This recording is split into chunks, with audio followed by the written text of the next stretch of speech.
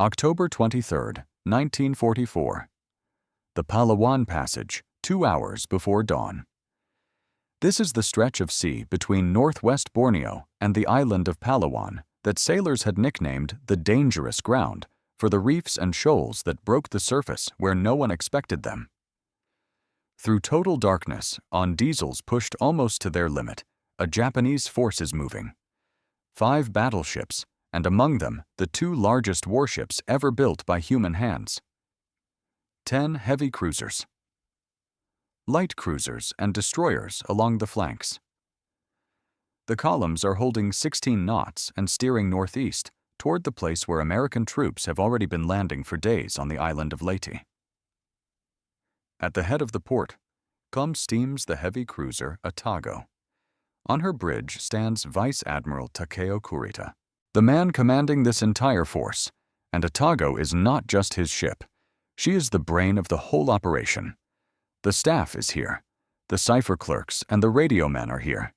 The officers who turn one man's intention into orders for 30 ships at once are here. The flagship, the single most important vessel for command in the whole formation, and 900 meters from her, under the black water, an American submarine hangs at periscope depth. By the standards of a great navy, a cheap boat, with a reputation people spoke of in low voices, torpedoes that too often refused to explode. Behind her, 3 patrols without a single loud victory, and in a few minutes she will do what neither Yamato's guns, nor aircraft, nor battleships will do. She will decapitate the operation before the force ever reaches the real battle. The story of what happened next is usually told as the story of the great battle at Leyte Gulf, the loss of Musashi, the suicide attacks, the end of the Japanese fleet as a fighting force. All of that happened. But about the first blow, the most important thing is almost always left unsaid. The force did not simply run into a submarine.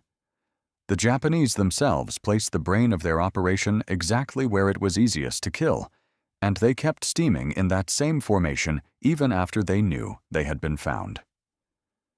This is not the recruiting poster version about power. This is the version about how confidence in one's own strength signed the death warrant of the one ship that mattered most.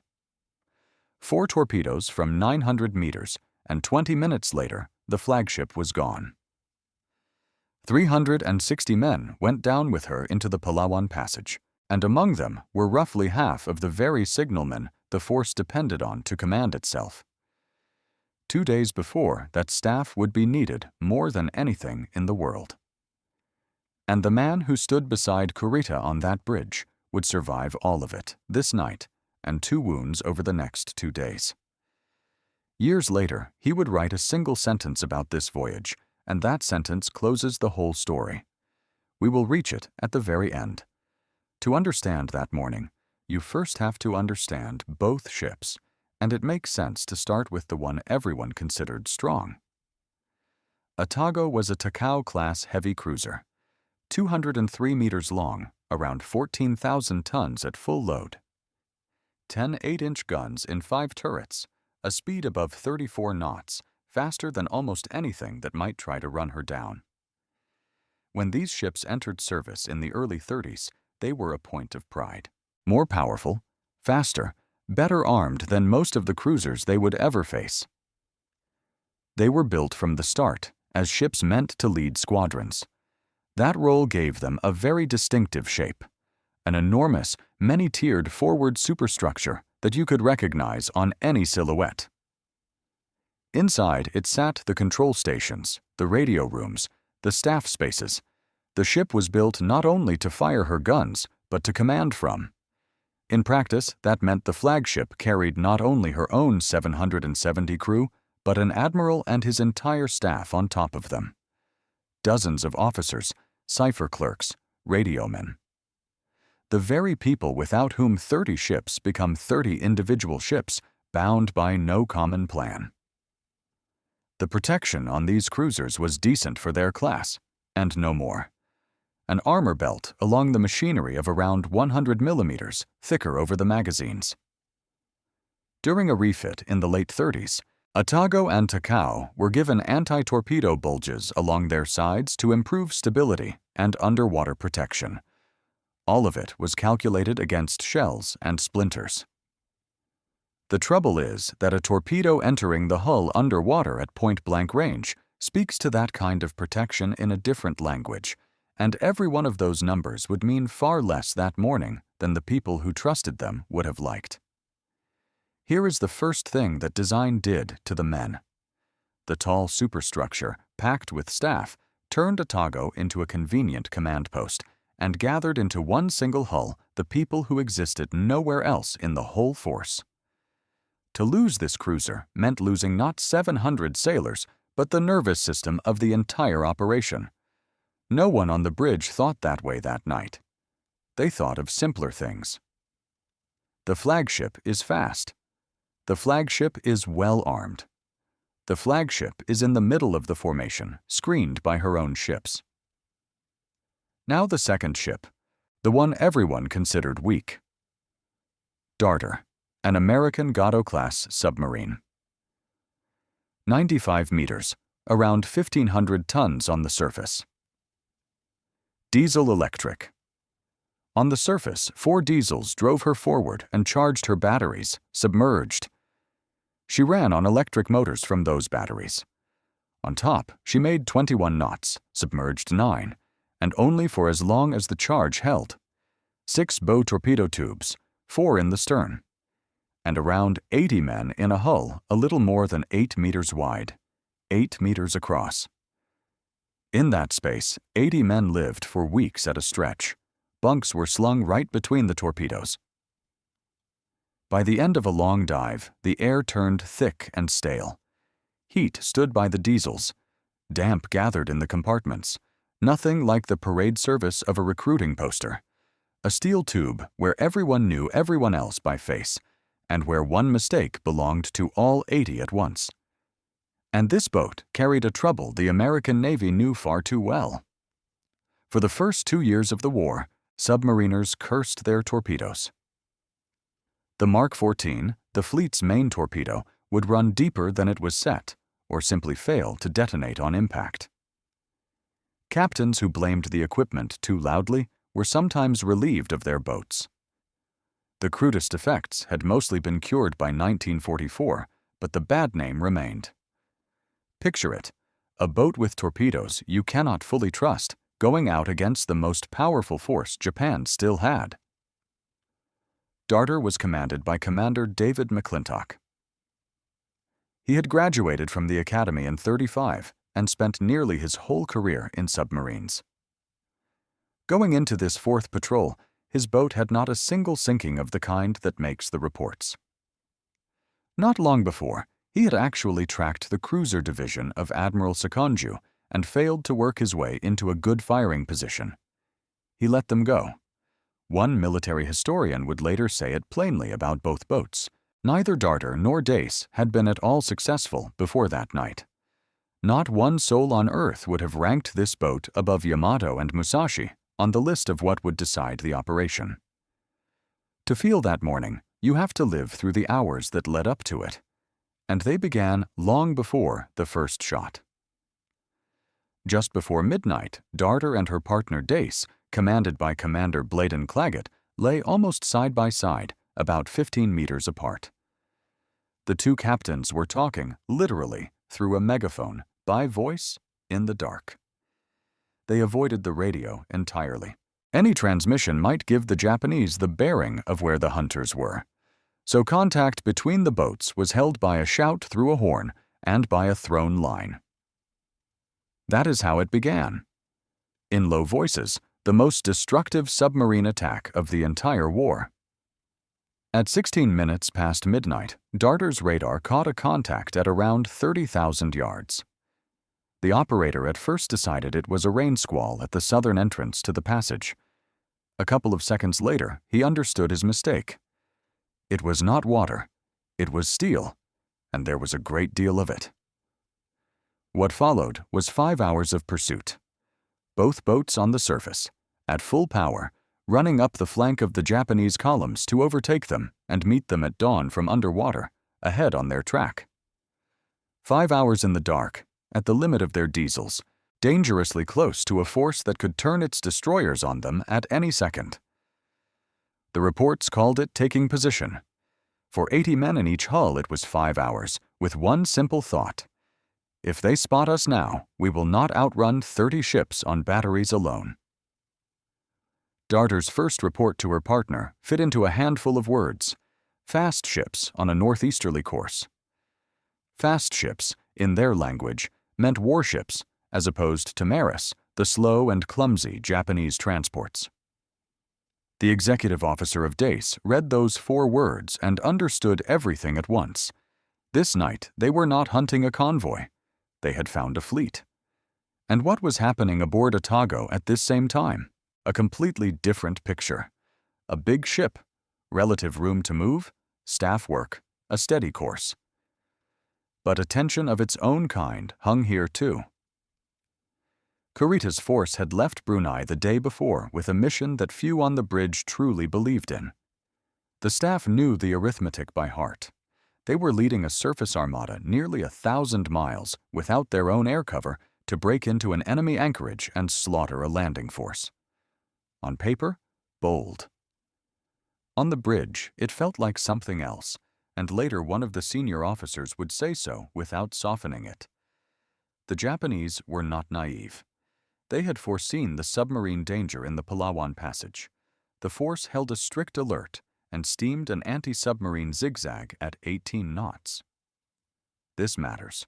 They knew there might be boats here, and they took the measures they knew how to take. But there were 2 things they did not have, and without them, those measures were worth almost nothing.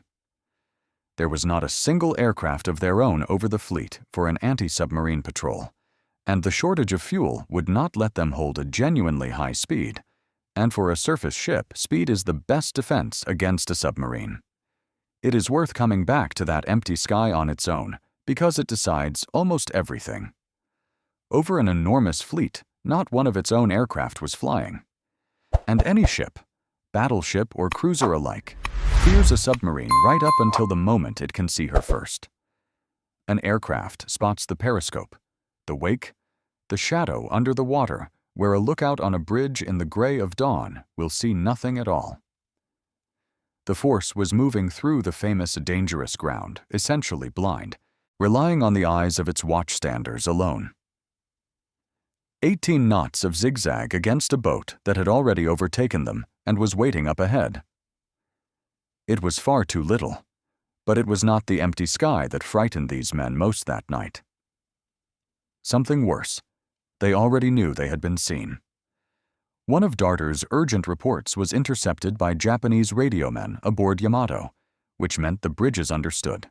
The Americans know the fleet is at sea. They know its course, and that knowledge is already flying to the enemy command.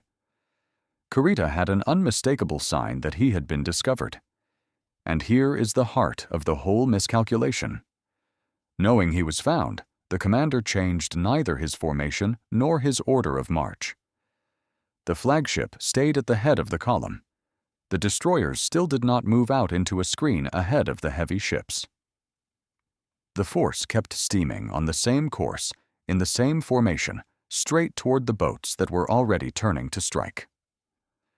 To understand why the fleet was moving blind and would not reform even once it learned it had been seen, you have to climb above Atago's bridge to the men who designed this voyage. The plan was called Shogo 1, Victory 1, and in its grandeur, it was suicidal. By the autumn of '44, the Japanese fleet had lost almost all of its carrier aircraft in the Battle of the Philippine Sea a few months earlier.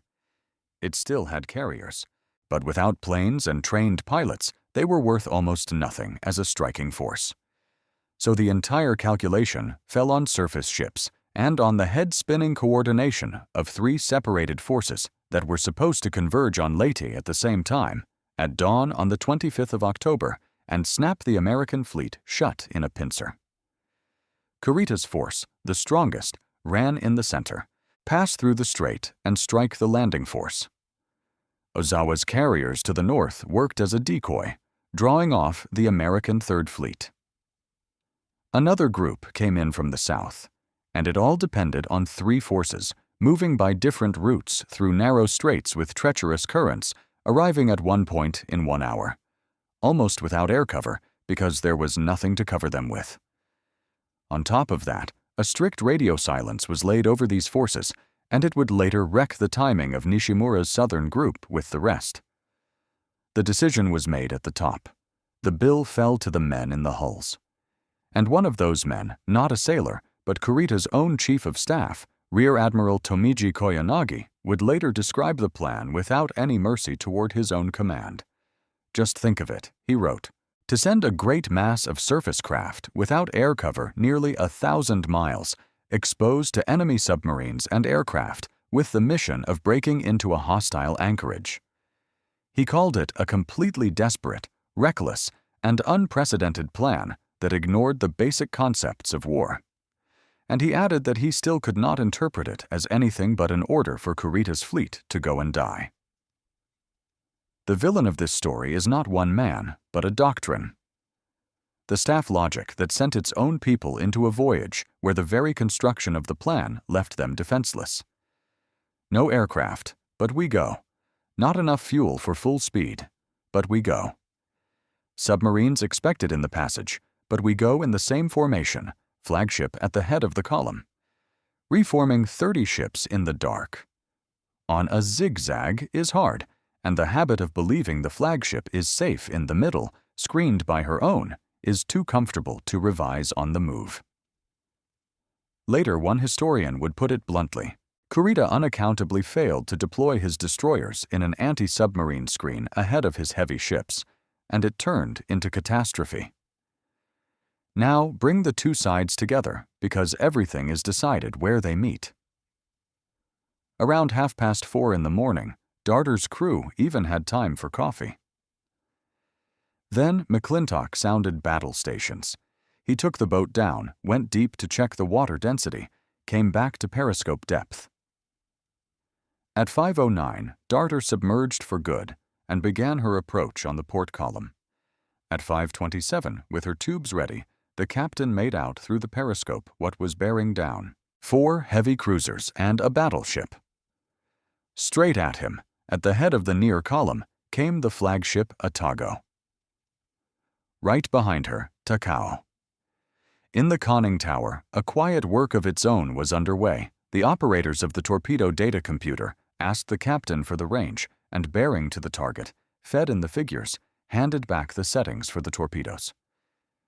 The enemy's course, his speed, the angle of the meeting, all of it had to be turned into a few numbers and turned correctly in minutes. The air in the compartment thickened.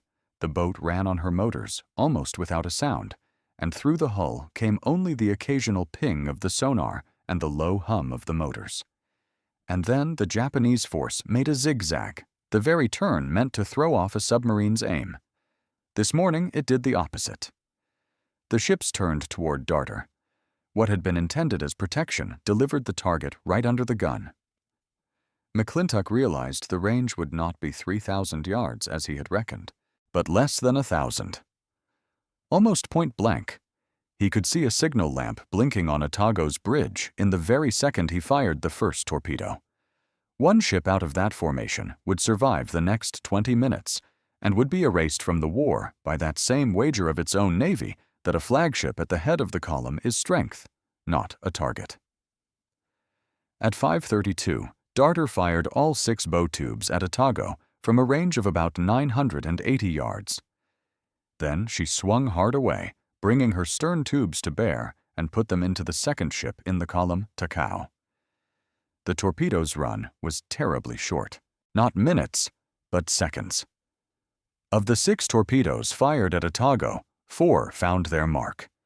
They went into the flagship's port side from bow to stern, opening the hull underwater where no armor belt counted on it, setting the ship afire in several places at once.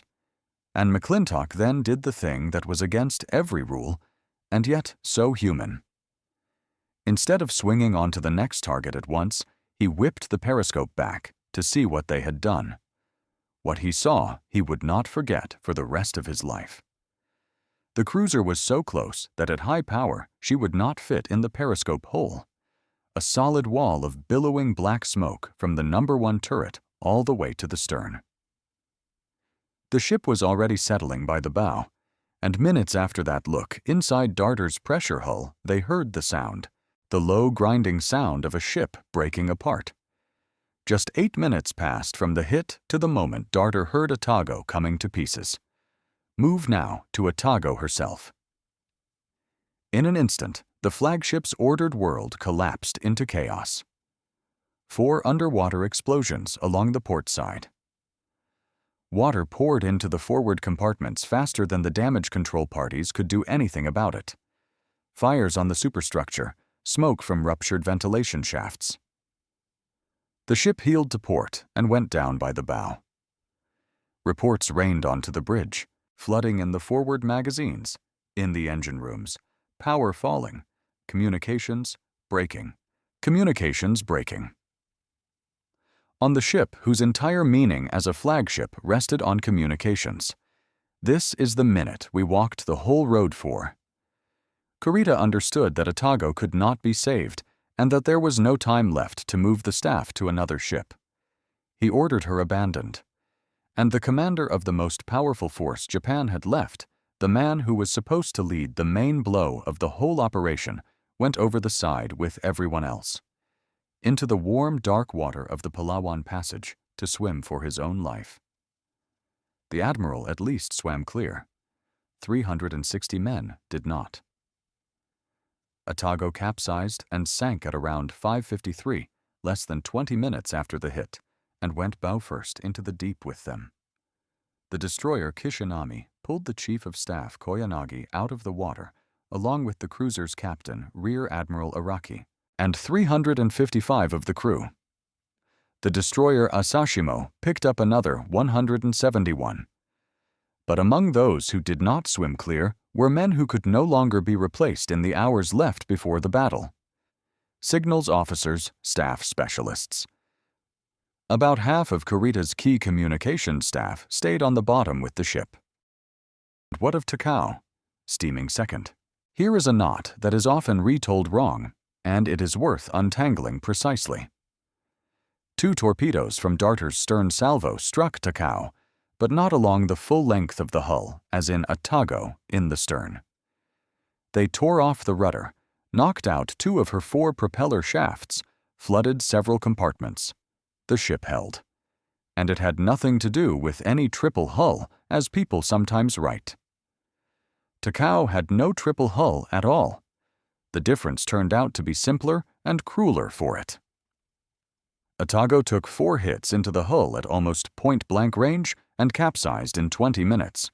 Takao took 2 into the stern, stayed afloat, and yet, as a fighting unit for this war, she was finished. Takao crawled away at about 5 knots under the escort of 2 destroyers toward Brunei, then Singapore. She never went into battle again before the war's end. In Singapore, they turned her into a stationary floating anti-aircraft battery for the defense of the base. The same steel, the same class as Atago, a different geometry of the hits, and a different fate. 1 ship on the bottom in 20 minutes, the other crawling to base and out of the war. 1 salvo from 1 boat erased several ships from the force at once, and that was still not the end of those minutes. While Darter worked the port column, the Japanese formation, flinching away from her, turned straight under the second boat. Dace. Commander Claggett brought his periscope onto the starboard column. The third ship looked enormous to him, and he took her for a Congo-class battleship. In fact, she was the heavy cruiser Maya, another sister of Atago. In the pre-dawn chaos, there was no way to tell. Claggett fired all 6 bow tubes and took the boat deep.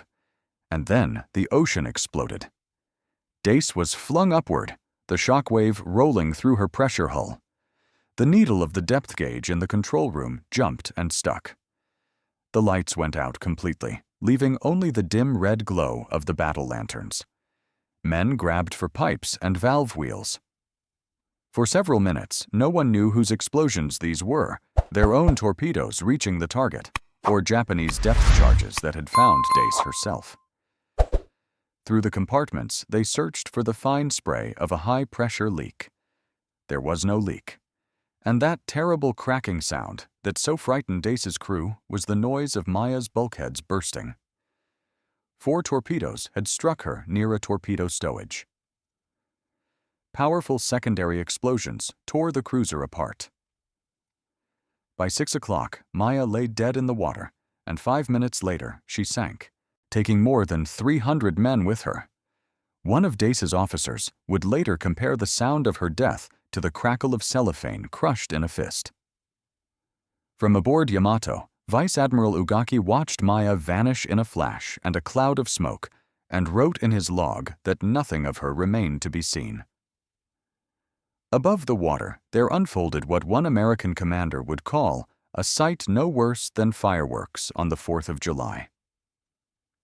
Japanese destroyers darted back and forth, some pulling men from the sea, others searching desperately for boats they could not pin down. They fired at shadows. Depth charges burst around both submarines and burst close. And yet, after about an hour and a half, the destroyers gave up the search and returned to the force heading northeast. They chose to lead the surviving ships away rather than finish off the unseen hunters. When dawn came up over the Palawan Passage, the result of one pre-dawn action looked like this. 2 heavy cruisers on the bottom, Atago and Maya. A third, Takeo, crippled and erased from the war, and all of it in a handful of minutes, done by 2 submarines, with the decisive work done by 1 darter in a single approach on the 2 leading ships of the port column. The submariners themselves would later call it the most destructive single submarine attack of the entire war. But 3 lost cruisers are not the whole price. The real price cannot be measured in tons of steel. After Atago went down, the force was taken over for a time by Vice Admiral Ugaki aboard Yamato, who ordered the speed raised and the breakthrough continued. Later, when the threat of new attacks had passed, Kurita was moved to Yamato and again took command of his ships. Only he took command now as a different man, soaked, shaken, barely rescued, having lost his staff ship and part of the people his command rested on.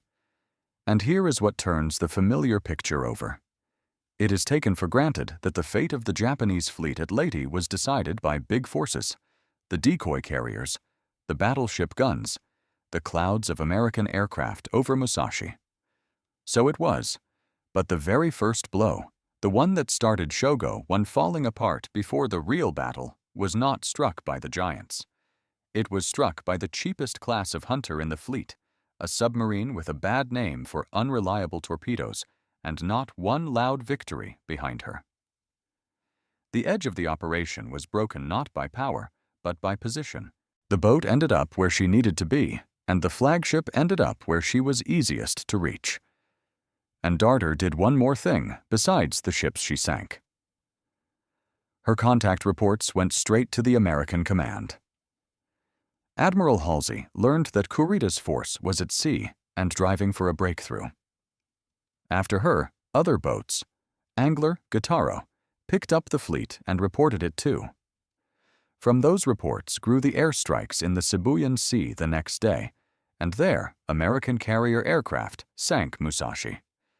One cheap boat not only killed the flagship and decapitated the staff, she also raised the alarm that brought down the whole avalanche that followed.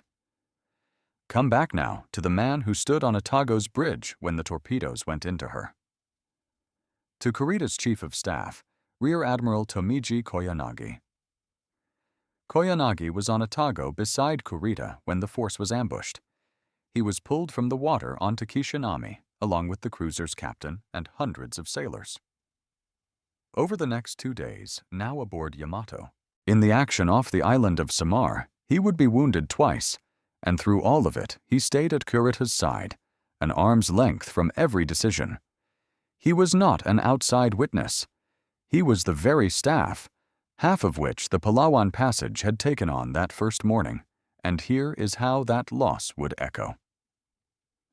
2 days after Atago went down, off Samar, Kurita made one of the most disputed decisions of the entire Pacific War.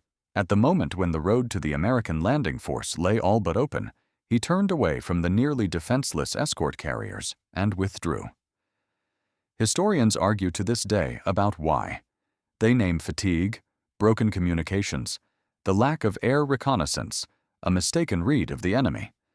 But one thread runs straight from here, from the pre-dawn water of October 23rd.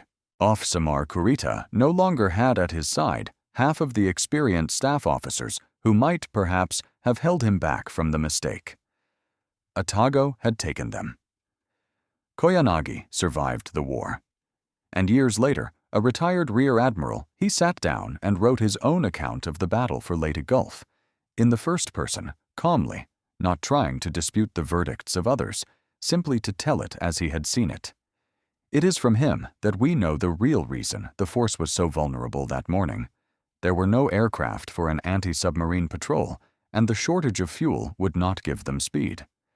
And it was he who found, for the whole design, the words that close this story more precisely than any others. Kurita himself, after the war, answered questions sparingly. When an American officer asked him what had ultimately destroyed the Japanese fleet, the admiral replied in a few words, "We ran out of oil." In those few words is the very shortage that, on that night, denied his ships the speed that might have saved them. And Koyanagi went further than his commander. He wrote that the plan ignored the basic concepts of war, and that he still could not interpret it as anything but an order for the fleet to go and die. The man whose staff ship was killed on the very first morning, the man wounded twice over the next 2 days, did not speak of valor or of fate.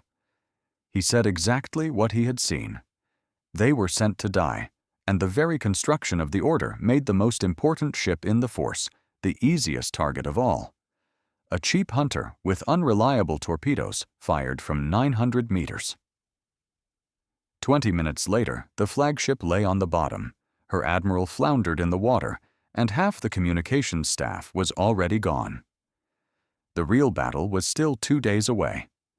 If this story was worth your time, leave a like and subscribe.